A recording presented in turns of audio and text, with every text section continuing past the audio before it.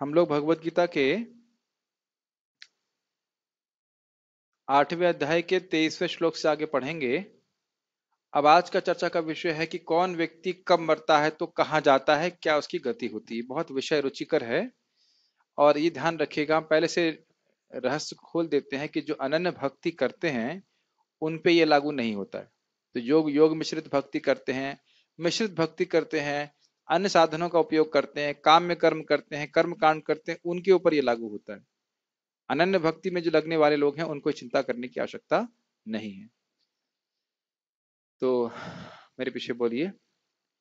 यत्र काले तु नावृत्तिम, यत्र माइक पे काले बोलिए। हाँ। त्वनावृत्तिम् आवृत्तिम चैव योगिनः आवृत्तिं चैव योगिनः प्रयाता यान्ति तं कालम् प्रयाता यान्ति तं कालम् वक्ष्यामि भरतर्षभ।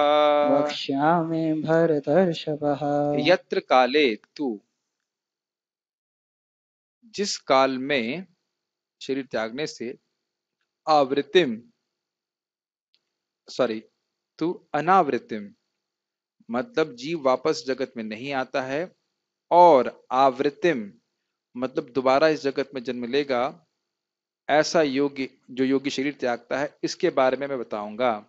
प्रयाता यान्ति तम कालम, जिस काल में वह शरीर त्यागता है, ऐसे काल में जब वह शरीर त्यागता है जिसमें अनावृत्ति हो और आवृत्ति हो, इसके बारे में बताऊंगा। मतलब समान शब्दों में कहें, जब एक योगी शरीर त्यागता है तो किस काल में त्यागेगा तो उसकी मुक्ति होगी, और किस काल में त्यागेगा तो उसकी मुक्ति नहीं होगी, इसका वर्णन भगवान यहाँ पे करेंगे। विषय समझ में आ रहा है? ठीक। काफी महत्वपूर्ण है, पढ़ते हैं। हे भरत श्रेष्ठ, अब मैं उन विभिन्न कालों को बताऊंगा जिनमें इस संसार से प्रयाण करने के बाद योगी पुनः आता है अथवा नहीं आता। पुनः आता है का मतलब दोबारा जन्म लेगा, और पुनः नहीं आता है का अर्थ है भगवान के धाम चला जाएगा। गीता भूषण टीका। भगवान ने कहा कि भगवान के भक्त इस जगत में वापस नहीं आते हैं, परंतु जो भगवान से विमुख हैं उन्हें वापस आना पड़ता है। विमुख है अर्थात जो भगवान श्री कृष्ण की भक्ति नहीं करते हैं। किस भक्त और काम्य कर्मी जन, कैसे भक्त, किस नहीं होना चाहिए, कैसे भक्त और काम्य कर्मी जन यात्रा करते हैं जिससे उन्हें वापस नहीं आना या आना पड़ता है। मतलब किस प्रकार से कोई भक्त या काम्य कर्मी का अर्थ है जो कर्मकांड में लगा हुआ है, वह कब शरीर त्यागेगा और उसे क्या गति प्राप्त होगी, कब आएगा कब नहीं आएगा, इसका वर्णन। मान लीजिए प्रश्न करें अर्जुन, तो इस पे भगवान ये बातें बोल रहे हैं। अब एक नोट है, यह केवल एक सनिष्ठ भक्त के लिए। सनिष्ठ भक्त कौन होता है? उसकी वर्णाश्रम में बहुत आस्था होती है। वह सोचता है कि वर्णाश्रम के नियमों का पालन करना बहुत जरूरी है, और साथ साथ उसके वह भक्ति भी करता है। पहले वह कर्म योग करेगा, फिर वह ज्ञान योग करता है, फिर अष्टांग योग करता है, फिर क्रमशः भक्ति योग पे आता है। लेकिन जो अनन्य भक्त है वह प्रारंभ से ही केवल भक्ति का ही साधन के रूप में आश्रय लेता है, और उसका उद्देश्य है भगवान के चरण कमलों की प्राप्ति। तो अनन्य भक्त तो अलग हो गए, लेकिन इस व्यक्ति की श्रद्धा क्या है? नहीं, वर्णाश्रम को नियम का पालन बहुत जरूरी है, लेकिन उसको वह वर्णाश्रम के नियमों का पालन वह निष्काम भाव से करता है। तो क्रमशः उसकी हृदय शुद्ध होता जाता है, लेकिन वह उस स्तर में नहीं है, उसको वह फायदा प्राप्त नहीं होगा जो एक अनन्य भक्त को प्राप्त होता है। अनन्य भक्त समझ रहे हैं? ये तो समझ में आ रहा हूँ कि समझ में आ रहा है कि किसी और की भक्ति नहीं करता है, ये तो समझ में आ रहा है, लेकिन और भी कुछ बातें थी। माइक पे बताइए ताकि याद रहे। हाँ, बहुत अच्छा, वेरी गुड। हाँ। वह स्टार्टिंग से ही मतलब अपने मन से, शरीर से, वचन से भगवान की हाँ, भक्ति मन करना। से, वचन से, शरीर से भगवान कृष्ण की भक्ति करता है। किस लिए? भगवत प्रेम प्राप्ति हाँ, के लिए। भगवत प्रेम प्राप्ति के लिए। बार बार बोलेंगे तो याद होगा, कम से कम थ्योरी तो याद हो जाए, उसके बाद फिर प्रैक्टिकल होगा।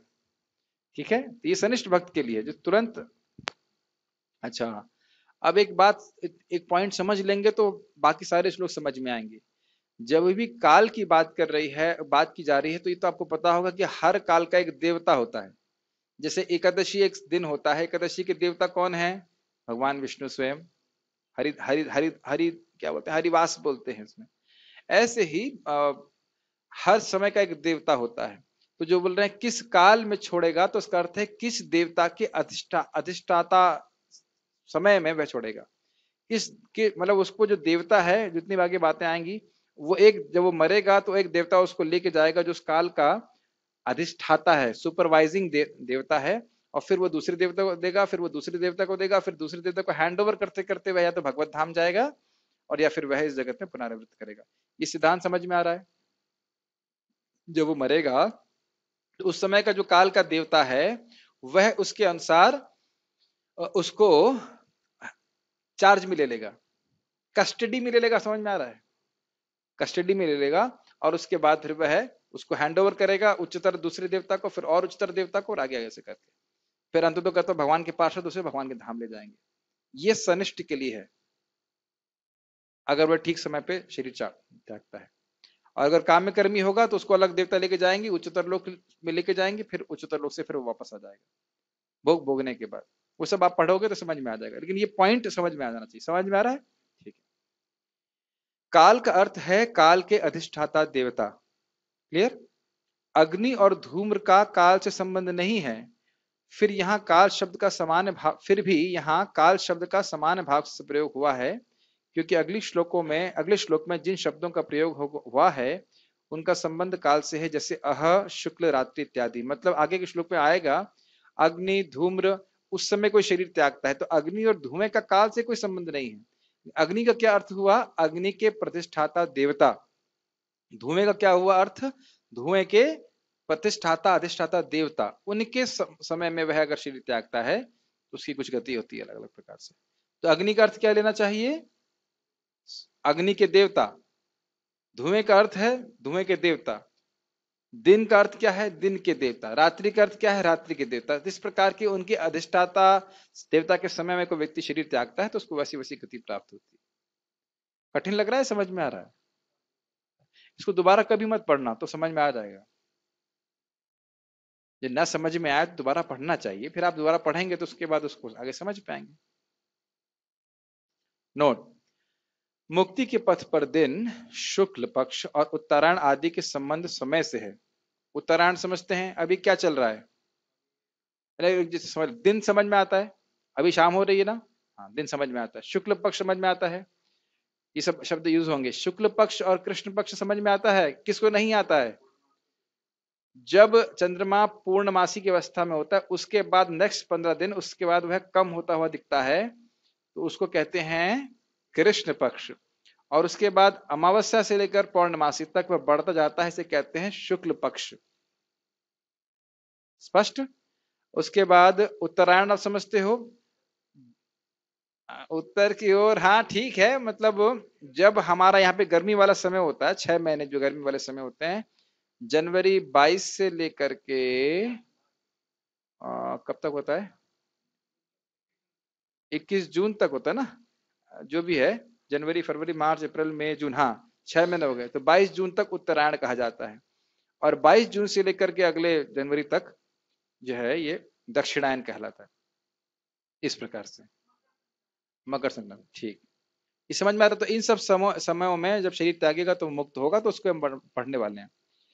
और निवर्तन के पक्ष भी रात्रि, कृष्ण पक्ष और दक्षिणायन का संबंध समय से है।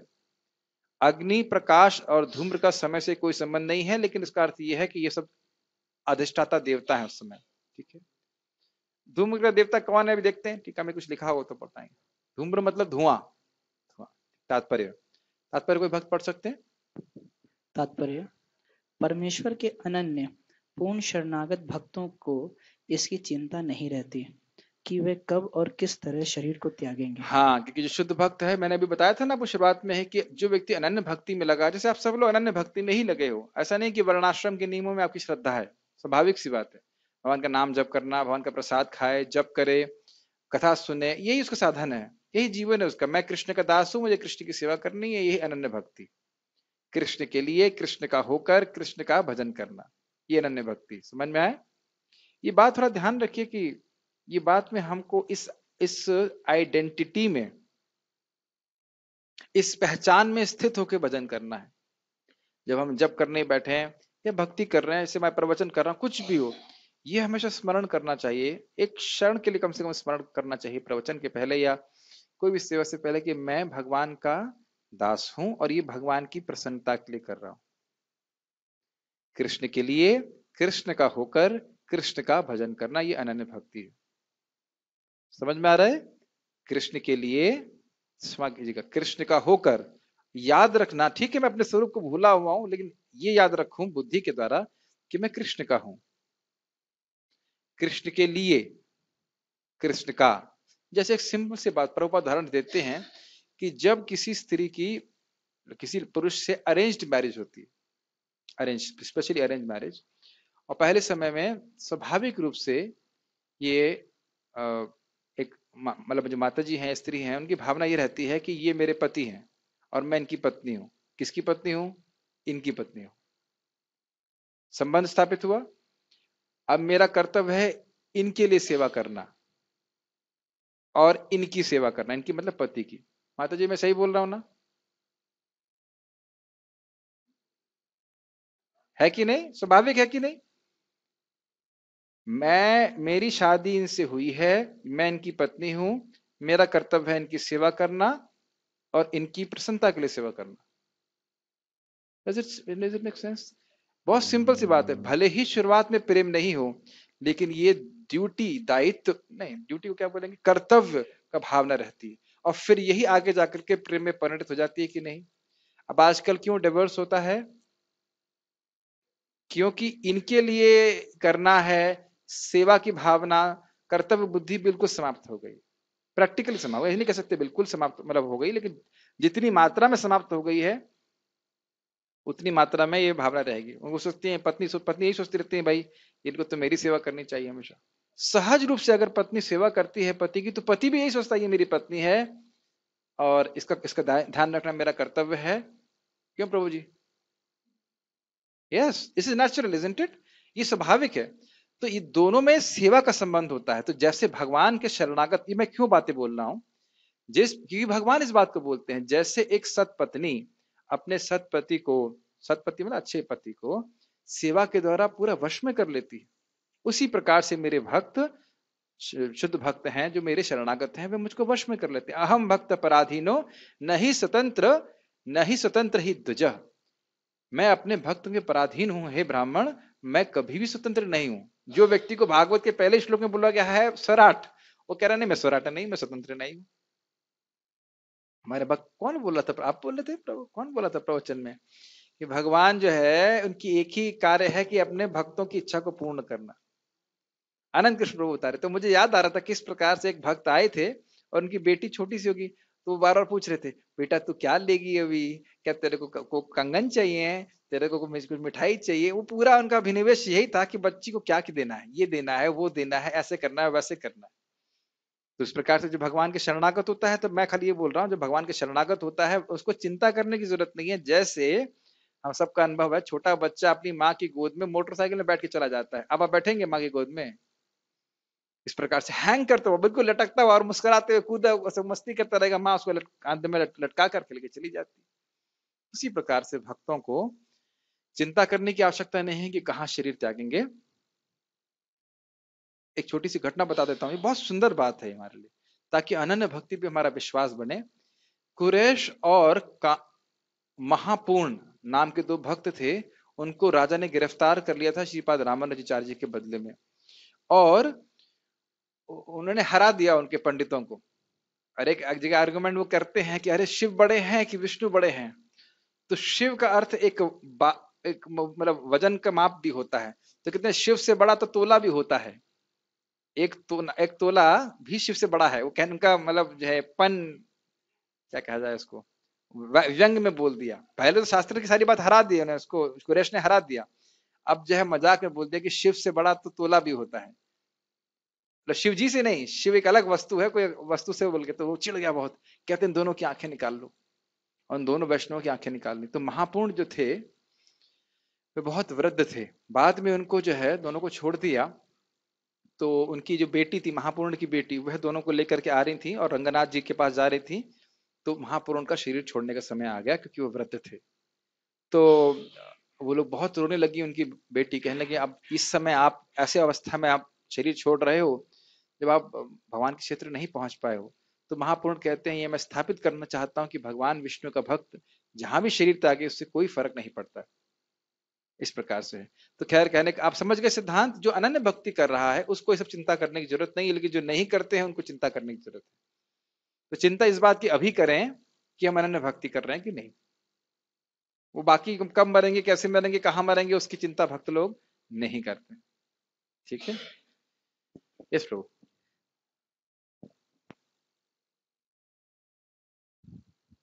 प्रभु जी भीष्म पितामह तो भगवान का अनन्य हाँ, भक्त मुझे पता था कि ये प्रश्न आएगा कि भीष्म पितामह तो उत्तरायण की प्रतीक्षा कर रहे थे। वो उत्तरायण की प्रतीक्षा नहीं कर रहे थे, वो कृष्ण की प्रतीक्षा कर रहे थे।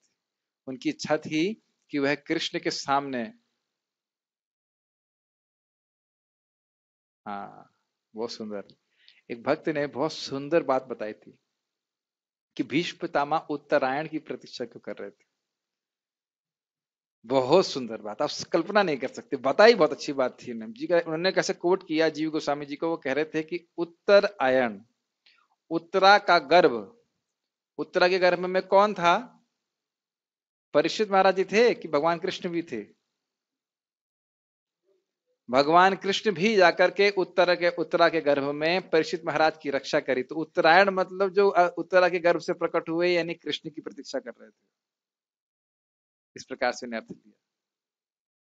क्या तो आचार्यों की रेंज होती है, अद्भुत है कि उत्तरा के गर्भ से तो कृष्ण भी प्रकट हुए, क्योंकि कृष्ण उनके पर उसमें शयन किए थे। उत्तरायण जिसमें शयन किए थे, जैसे नारायण जल में शरण, जल में रहने वाले, तो उत्तरा के गर्भ में रहने वाले भगवान कृष्ण उसकी प्रतीक्षा कर रहे थे। और वस्तुतः बात यही थी कि वह भगवान कृष्ण की प्रतीक्षा कर रहे थे, और भगवान कृष्ण ने युधिष्ठिर महाराज को मोह इसलिए उत्पन्न किया कि कहे अरे युधिष्ठिर भैया आप मुझसे नहीं समझ पा रहे हो, तो चलिए भीष्म पितामह को तो मानते हैं, भीष्म पितामह से जाकर सुनिए। ये सारी भगवान की व्यवस्था थी ताकि वह भगवान को देख सके, और भगवान भी उनके चरण कमलों के पास में जाके खड़े रहते हैं, क्योंकि वंशज में आते हैं ना ऐसे करके। तो एकदम उसमें स्पष्ट लिखा है कि जो अपनी वाणी को, मन को सीमित करके वो भगवान के चरणों को देख रहे हैं, मुख को देख रहे हैं, देख के वह शरीर त्याग देते। ठीक है, अच्छा प्रश्न था। वे सब कुछ, यस प्रभु, माइक पे बोलिएगा, माइक दीजिए प्रभु जी को। जो हमारे शास्त्र श्लोक जो है, हम जैसे हम ये भगवत गीता यथारूप कह रहे हैं, हाँ, ये भीष्म पर्व क्यों कहा जाता है? अरे छोड़िए अब इसके बारे में, पढ़िए। भीष्म पर्व से आपका प्रश्न है अच्छा, लेकिन थोड़ा आउट ऑफ कंटेक्स्ट। लेकिन भीष्म पर्व इसलिए कहा जाता है क्योंकि जब भीष्म पर्व में, जब भीष्म धराशायी हो गए तब उनने प्रश्न किया, अरे भीष्म धराशायी हो गए, तब उनने भगवत गीता पूरा पूरा प्रवचन सुना। इस प्रकार से ये बात है। संवेता मतलब क्या हुआ, जब उन्हें सुना कि भीष्म पितामह मारे गए, तब उन्हें प्रश्न किया कि क्या किया मेरे बच्चों ने। लेकिन वो अलग पॉइंट है।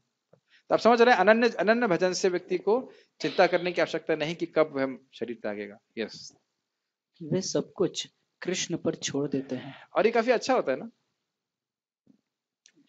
प्रभुपाद जी इसको बहुत अच्छी तरह समझाते हैं। मान लीजिए आपको कोई आयोजन करना हो, कोई व्यक्ति ये बोले, अरे आप चिंता क्यों करते हैं, सब कुछ मेरे पे छोड़ दीजिए, मैं कर लूंगा, आप क्यों टेंशन ले रहे हैं? तो टेंशन छूट जाती है कि नहीं? प्रभुपाद जी प्रवचन में बोलते हैं। तो आप शरण लीजिए भगवान की, बाकी सब कुछ भगवान व्यवस्था कर देंगे। क्यों भाई, समझ में आ रही बात? नहीं, शरण लेना हमारा काम है, कृपा करना, रक्षा करना भगवान का काम है, और भगवान सत्य संकल्प है, वह किसी, उनका संकल्प कभी नष्ट नहीं होता है। ठीक है, और इस तरह सरलता पूर्वक प्रसन्नता सहित भगवत धाम जाते हैं। किंतु जो क्यों अनन्य सरलता पूर्वक? आपको चिंता करने की जरूरत नहीं, कहां मरोगे, कैसे मरोगे, और ये जानते हैं कैसे मरेंगे? नहीं पता। भक्त लोग हमेशा सोचते हैं इस प्रकार से, अरे मैं भगवान के धाम में ही मरूं, भगवान का स्मरण करते मरूं। स्वाभाविक इच्छा है, अच्छी बात है, क्योंकि वह अपने, उनको डर लगा ही रहता है, अरे भाई हम तो योग्य नहीं भगवान के धाम जाने के।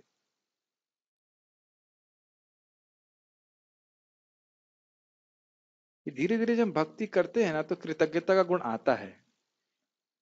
किसी भक्त से गलती होती है तो व्यक्ति ये सोचता है कि नहीं कोई बात नहीं, गलती करी तो करी, लेकिन उसके उसने इतनी सेवा करी है, उसको ही देखता है व्यक्ति।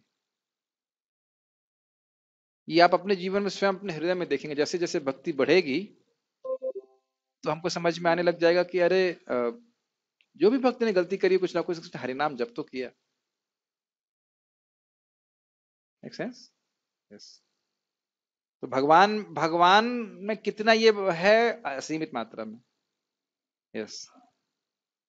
किंतु जो अनन्य भक्त नहीं है और कर्म योग, ज्ञान योग तथा हठ योग जैसी आत्म साक्षात्कार की विधियों पर आश्रित रहते हैं, उन्हें उपयुक्त समय में शरीर त्यागना होता है, जिससे वे आश्वस्त नहीं, आश्वस्त आश्वस्त हो सके कि इस जन्म मृत्यु वाले संसार में उनको लौटना होगा या नहीं।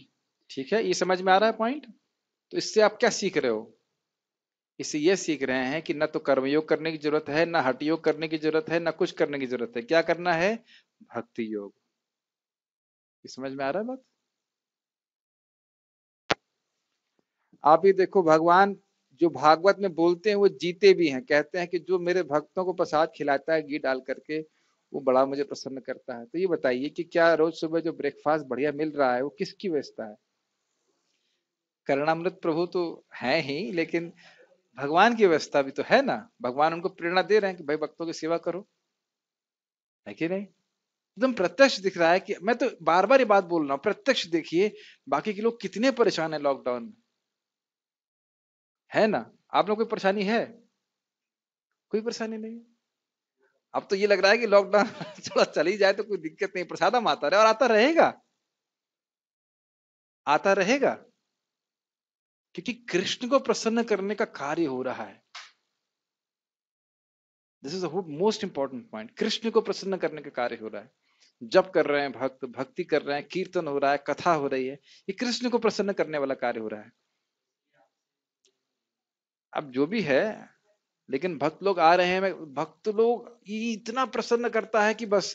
प्रभुपाद जी बोलते हैं बहुत मजेदार तरह से, कहते हैं भगवान देखते हैं अरे इस जगत में कोई तो गीता पढ़ नहीं रहा है, अरे मेरा बच्चा गीता पढ़ रहा है, वेरी नाइस। ये भगवान का भावना है, तेषाम ज्ञान नित्य युक्ता। तो इसलिए स्वाभाविक रूप से अपने जीवन में देखेंगे, पहले विश्वास नहीं होता है, लेकिन धीरे धीरे देखेंगे कठिन से कठिन परिस्थिति में भी भगवान कुछ रक्षा कर लेते अपने भक्तों की। चिंता करनी नहीं चाहिए। यस। यदि योगी सिद्ध होता है तो वह इस जगत से शरीर छोड़ने का समय तथा स्थान चुन सकता है, किंतु यदि वह इतना पटु नहीं होता तो उसकी सफलता उसके अचानक शरीर त्याग के संयोग पर निर्भर करती है। समझ में आया? अगर वह उसने मालूम कर लिया कि कब शरीर छोड़ना है और उसने डिसाइड कर लिया, इसकी शक्ति है कि अपमान चाहे तरीके से शरीर छोड़ दे, तब तो वो पार हो जाएगा। और नहीं तो गलत समय पर शरीर त्यागा तो फिर वह वापस आना पड़ेगा। तो अब हम समझ सकते हैं कि हमारे लिए खुद परफेक्ट होना संभव नहीं है, परफेक्शन भगवान के पास पड़ी। भगवान ने अगले श्लोक में ऐसे उचित अवसरों का वर्णन किया है कि कब मरने से कोई वापस नहीं आता। आचार्य बलदेव विद्याभूषण के अनुसार यहाँ पर संस्कृत के काल शब्द का प्रयोग काल के अधिष्ठाता देव के लिए हुआ है। ठीक है, मैं कोई बाहर से तो नहीं बोल रहा था। यस प्रभु, प्रश्न का वो माइक दीजिए प्रभु जी को। माइक पे बोलिए, माइक पे बोलिए। भगवान विष्णु जो हाँ। थे वो काल के देवता एकादशी के लिए हैं। हाँ, है ना? वैसे सभी कालों के देवता है। हाँ, सभी कालों के फिर भी एक एकादशी मुख्य के रूप लिए से एकादशी। हाँ। भगवान विष्णु है। हाँ। तो जब एकादशी में कोई अभक्त भी शरीर त्यागेगा तो वो परम गति को प्राप्त होगा क्या? अगर वह एकादशी का पालन कर रहा है तो नहीं, अब मतलब अगर अन्न खाएगा तो उसे गोमांस खाने का लाभ मिलेगा। लाभ नहीं, मतलब पाप मिलेगा, लाभ नहीं। तो नरक गति होगी। हाँ, राहु काल का जो भी होता हो, मतलब बहुत सारे काल होते हैं। ठीक है, माइक पे कुछ पूछिए, माइक पे पूछिए। यस, बोलिए। हाँ, एकादशी को जन्म लेने वाला एकादशी पता नहीं, लेकिन भगवान देखिए, मेन बात यह है कि हम भगवान की अनन्य भक्ति कर रहे हैं कि नहीं। अनन्य भक्ति पे हिसाब रखें, बाकी मालूम तो आप ही को चलेगा जब मरेंगे तो। कहाँ गए जा रहे हैं वो तो हम ही को मालूम चलेगा, बाकी किसको क्या मालूम चलेगा। बाकी तो अटकलबाजी करते रहेंगे, हाँ भाई यहाँ मरे वहां मरे, ऐसा होगा वैसा हुआ होगा। पैदा होने की कोई बात नहीं बोली जा रही है। भगवान बोल रहे हैं कि जो भगवान के जन्म कर्म की दिव्यता को जानता है वो ही व्यक्ति शरीर त्यागने के बाद दोबारा जन्म नहीं लेगा। ये अनन्य भक्ति के द्वारा ही तो भगवान को हम समझ सकते हैं ना। तो ये इंपॉर्टेंट बात। Make sense? ओके, प्रश्न? हाँ बोलिए। मुझे आपने बताया ना उनका महापूर्ण की कथा। हाँ। तो उन्होंने कहते हैं कि वो जो शरीर छोड़ रहे थे तो उन्होंने अपना सिर कुरैश की गोद में रखा था, अपना पैर उनकी बेटी के गोद में रखा था, और इसलिए वो भक्त के संग में थे। और वो जिस जगह पे भले ही वो कांचीपुर नहीं पहुंच पाए, लेकिन जिस जगह पे उन्होंने शरीर त्यागा वो यमुनाचार्य के नाना नाथ मुनि का जन्म स्थान था। हाँ, तो मैं खाली बोल रहा हूँ कि मेन बात यह है कि भक्तों का संग हो, भगवान का नाम उच्चारण हो रहा और ऐसे शरीर त्यागे व्यक्ति तो उसका कल्याण होता है। तो भगवान भी देखिए, जो आप भक्ति कर रहे हो बार बार इस बात को याद रखिए, जो आप नाम उच्चारण कर रहे हैं, भक्ति कर रहे हैं, तो भगवान की क्या मति है? एतद विषयामति, ये व्यक्ति मेरा है और मुझे इसकी रक्षा करनी चाहिए। और उस पर अगर आपने वैष्णवों को सुख ही कर दिया तो फिर तो सोच ही भी नहीं सकते कितना आशीर्वाद है। भगवान की भक्ति कर रहे हैं वो तो अच्छी बात है, किसी भक्त को प्रसन्न कर दिया, छोटा बड़ा ऊंचा नीचे जितना भी, इतने क्रेडिट्स बन जाएंगे ना कि कोई लिमिट नहीं। भाई पानी दे रहे हो, खाद दे रहे हो, ठीक है, ऊपर से और कुछ जीवामृत बीजामृत डाल दिया तो फिर तो कहना ही क्या। जैसे वैष्णव अपराध बहुत खतरनाक है भक्ति के लिए, उसका विपरीत देखिए, वैष्णव के गुणगान, वैष्णव की सेवा अगर हम करते हैं, किसी तरह से उनको प्रसन्न करते हैं, चाहे नया डिवोटी भी क्यों ना हो, तो भी हमें बहुत भक्ति के पॉइंट्स मिल जाते हैं। बहुत इंपॉर्टेंट बात है। भगवान, आप सोच नहीं सकते, छोटे से बच्चे से और प्रेम होता है कृष्ण को। भाई छोटा बच्चा होता है और एक बड़ी बहन होती है, उससे और बड़ी बहन होती है, या बड़े भाई होते हैं, तो बड़े भाई के प्रति प्रेम होता है, लेकिन जो छोटा बच्चा होता है उससे भगवान को और प्रेम होता है कि नहीं? और उसको ज्यादा जानकारी भी नहीं होती है, फिर भी बहुत प्रेम होता है, सबका प्रेम होता है, बड़े भाई का भी प्रेम होता है, पिताजी का भी प्रेम होता है। तो जो नया बच्चा है कृष्ण भावना में, उसका भगवान उसके प्रति बड़ा प्रेम करते हैं कि भक्ति लेके आ रहा है, ऐसे करके आ रहा है। और अन्य सीनियर भक्तों को भी प्रेम देना चाहिए उसको। देखो भक्ति कर रहा है, अरे तुमको ये नहीं आता, अरे तुमको वो नहीं आता, अरे तुम ये भी नहीं जानते, ये सब नहीं बोलना चाहिए, है कि नहीं? एक छोटी सी विनोद की बात है वैसे तो इसमें आ गई कि एक बार एक भक्त मंदिर में झाड़ू मार रहा था। एक भक्त आया, बोले है ऐसे झाड़ू मारते हो? ऐसे झाड़ू नहीं मारनी चाहिए प्रभुपाद जी, ऐसे झाड़ू मारनी चाहिए, प्रभुपाद ने कहा। ठीक है प्रभु जी। दूसरा भक्त आया, फिर बोला ऐसे झाड़ू मारते हो, तुम झाड़ू मारना नहीं आता, ऐसे झाड़ू मारो, प्रभुपाद ने कहा। तो बेचारा परेशान हो गया इस प्रकार से। तो भक्तों को डांटना नहीं चाहिए फालतू में, प्रेम से समझाना चाहिए। जैसे महाप्रभु बड़ा अच्छा समझाते हैं, जो सफाई हो रही थी गुंडीचा मर्जन की, एक व्यक्ति उसमें भी ढीठ था, ठीक से सफाई नहीं कर रहा था, तो महाप्रभु उनके पास गए, कहा आप तो बहुत सबसे अच्छी सफाई करते हैं, आप अन्य लोगों को क्यों नहीं सिखाते इस प्रकार से? बेचारा पानी पानी हो गया, फिर वह ठीक से सेवा करने लगा इस प्रकार से। ये बड़ा अच्छा स्टाइल है महाप्रभु का शिक्षा देने का।